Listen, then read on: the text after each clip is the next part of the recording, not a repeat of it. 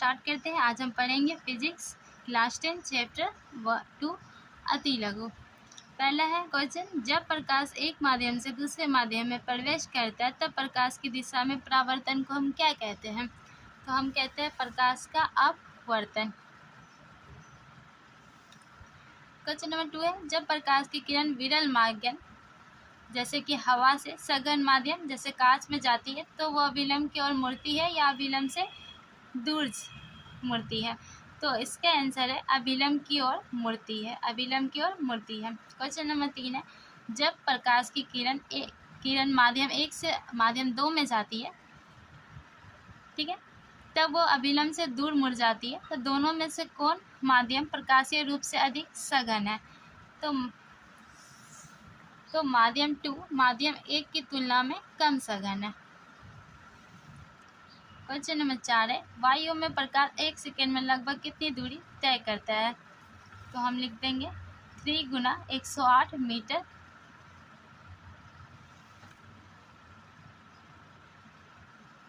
अब हमारा 5 है, स्नेल का नियम क्या है? तो स्नेल का नियम क्या है? तो किन्हीं दो माध्यम और प्रकाश के किसी विशेष वर्ण जैसे कि वर्ण को हम रंग कहते हैं के लिए आपतन कोण का जय और अपवर्तन कोण का जय का अनुपात क्या हो? नियतांक होता है, जैसे कि साइन आई बराबर साइन आर बराबर एक। क्वेश्चन नंबर 6, अपवर्तनांक की परिभाषा दे।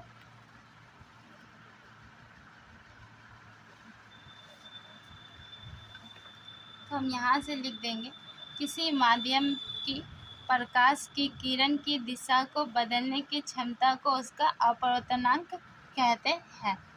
यहाँ से यहाँ हम डालेंगे।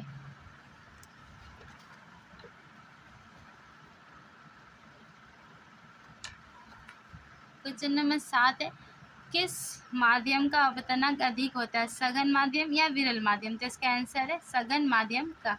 पानी का अपवर्तनांक 1.33 है। इस कथन का क्या तात्पर्य है?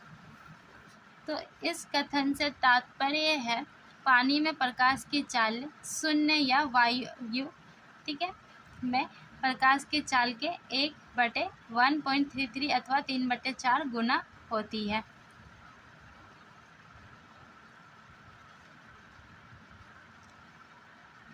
अब हमारा पार्श्विक विस्थापन से आप क्या समझते हैं?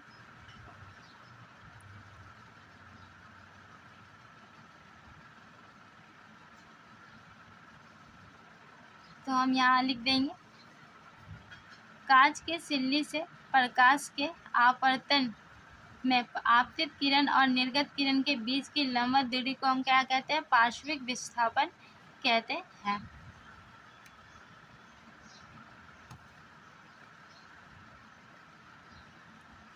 उसके बाद है हमारा क्वेश्चन नंबर 10, इससे देख के आंसर देना है।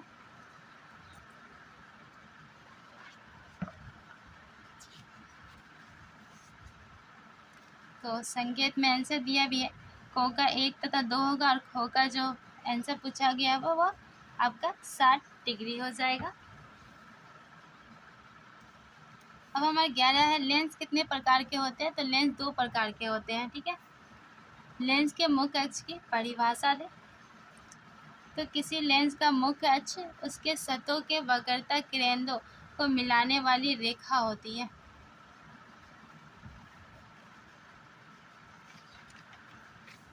पतला लेंस क्या है?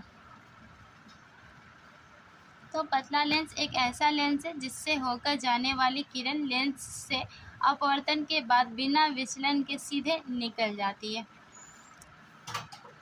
प्रत्येक लेंस के कितने मुख्य फोकस होते हैं? लेंस के किस मुख्य फोकस को लेंस का फोकस कहा जाता है? तो प्रत्येक लेंस के 2 मुख्य फोकस होते हैं और लेंस के प्रथम फोकस f1 को अवतल लेंस का मुख्य फोकस कहा जाता है, जबकि द्वितीय जो फोकस होता है f2 को उत्तल लेंस का फोकस कहा जाता है।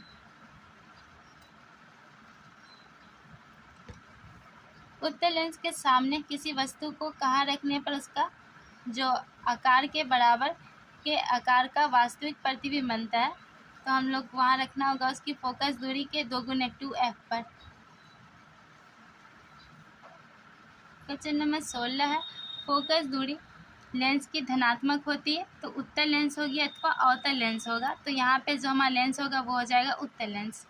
जिस माध्यम का आवर्तनांक कम होता है उसमें प्रकाश की चाल कम होती है या अधिक होती है, तो अधिक। किस लेंस को अभिसारी लेंस कहते हैं? तो उत्तल लेंस को हम अभिसारी लेंस कहते हैं। यदि कोई वस्तु उत्तल दर्पण से बहुत ही दूर अनंत पर हो तो वस्तु का प्रतिबिंब कहाँ बनेगा? तो लेंस के मुख्य फोकस जो होता है ना एफ, वहाँ पे बनेगी प्रतिबिंब। कौन सा लेंस वास्तविक और आभासी दोनों प्रकार का ही प्रतिबिंब बनाता है? तो वो उत्तल लेंस है जो वास्तविक और आभासी दोनों प्रकार के प्रतिबिंब बनाता है। किसी लेंस द्वारा प्राप्त प्रतिबिंब वस्तु की अपेक्षा हमेशा सीधा और छोटा होता है, तो वो कैसा लेंस है? तो वो हमारा है अवतल लेंस।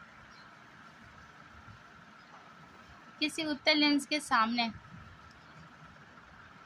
एक पिन को कहाँ रखने पर उसका प्रतिबिंब अनंत पर बनता है? तो जब वस्तु लेंस के फोकस मतलब एफ और प्रकाशीय केंद्र के बीच रखी जाती है। क्वेश्चन नंबर 23 है, किसी उत्तल दर्पण ये 22 का था। उत्तल लेंस किसी वस्तु का आवर्तित और आभासी प्रतिबिंब कब बनाता है? तो ये 22 है। और 23 का हमें लिखना है फोकस पर। 24 है, दैनिक जीवन में लेंसों के दो साधारण उपयोग है, सूक्ष्मदर्शी और चश्मे में हम इसका उपयोग करते हैं लेंस का। सिनेमा हॉल के पर्दे पर दिखाने वाले चित्र वास्तविक है या आभासी है? तो ये वास्तविक प्रतिबिंब होता है। किसी उत्तल लेंस द्वारा वस्तु का आभासी एवं आवर्तित प्रतिबिंब बनाने हैं तो वस्तु की स्थिति कहाँ पर होनी चाहिए? तो वस्तु की स्थिति उत्तल लेंस और उसके फोकस के बीच। 27 है, यदि कोई वस्तु किसी उत्तल लेंस के बाईं और उसकी दुगनी फोकस दूरी पर रखी हो तो उसका प्रतिबिंब कहाँ बनता है? तो लेंस की दूरी और 2f पर उसका प्रतिबिंब हमें प्राप्त हो जाता है। क्वेश्चन नंबर 28 है, एक पतले लेंस की फोकस माइनस में है, तो माइनस में होगा तो वो होता है अवतल लेंस।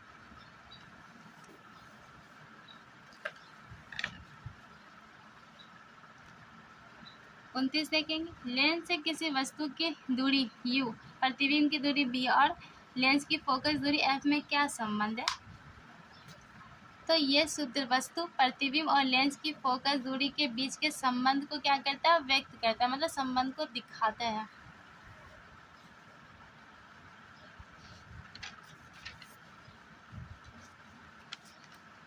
क्वेश्चन नंबर 30 है, किसी लेंस से किसी वस्तु की दूरी u और प्रतिबिंब की दूरी v और लेंस का जो लेंस द्वारा प्राप्त आवर्धन m में क्या संबंध है? m बराबर होगा v, ठीक है, बटे में u। 31 है, किसी लेंस की फोकस दूरी और उसकी क्षमता में क्या संबंध है? तो लेंस की क्षमता फोकस दूरी की क्या होता है? व्युत्क्रमानुपाती होती है, व्युत्क्रमानुपाती होती है। क्वेश्चन नंबर 32, लेंस की क्षमता का SI मापदंड क्या है? तो ये डायप्टर है। किसी व्यक्ति के चश्मे में लगे लेंस की क्षमता क्या है? प्लस में है, तो प्लस में है तो वो हो जाएगा हमारा उत्तल लेंस। 34 का आंसर हम दे देंगे हाँ। लेंस प्रतिबिंब कैसे बनता है? तो लेंस प्रकाश के अपवर्तन द्वारा प्रतिबिंब बनाते हैं। क्वेश्चन नंबर हमारा 36 है, किसी लेंस की क्षमता एक डायप्टर है तो इसका परिभाषा। तो एक डायप्टर उस लेंस की क्षमता है जिसकी फोकस दूरी क्या होगी? 1 मीटर। 2 मीटर फोकस दूरी वाले एक अवतल लेंस की क्षमता कितनी होगी? तो -0.5 डायप्टर होगी। क्वेश्चन नंबर 38 है, 2 मीटर फोकस दूरी वाले एक उत्तल लेंस की क्षमता कितनी होगी? तो यही प्लस में होगी। उत्तल है तो प्लस में, अवतल है तो माइनस में।